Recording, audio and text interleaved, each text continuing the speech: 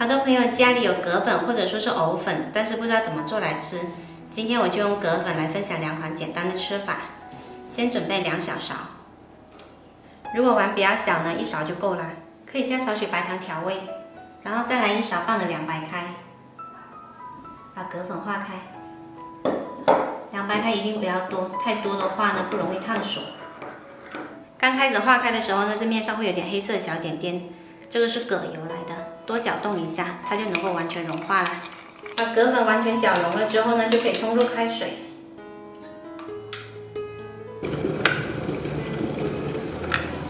冲葛粉的水呢，一定要是100度的刚离火的开水，倒进去，然后慢慢搅动。开水倒进去之后呢，一定要不停的搅动，大概搅它1分钟左右，直到这个粉浆完全变成透明色，就熟啦。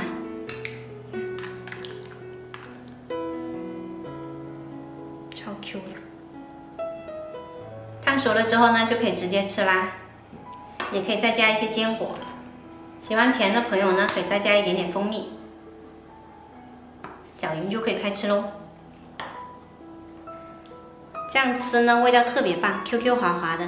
这是最简单的一款冲泡方法。我们再来分享葛粉的另外一个吃法。先准备3勺葛粉，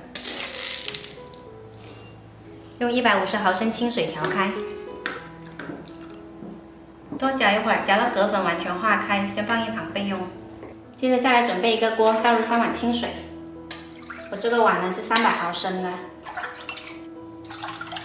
加入1块黄片糖，先大火煮开，再打散2个鸡蛋，煮到黄片糖完全融化了，就可以加入葛粉液，一边倒一边搅动。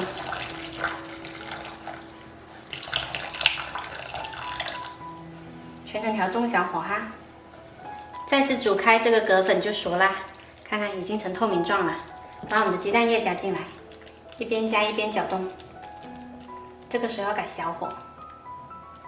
再次煮开就可以关火啦，这一道特别好喝的红糖鸡蛋葛粉就做好了。今日立秋啦，天气逐渐转凉，喝上1碗，既暖胃又暖身。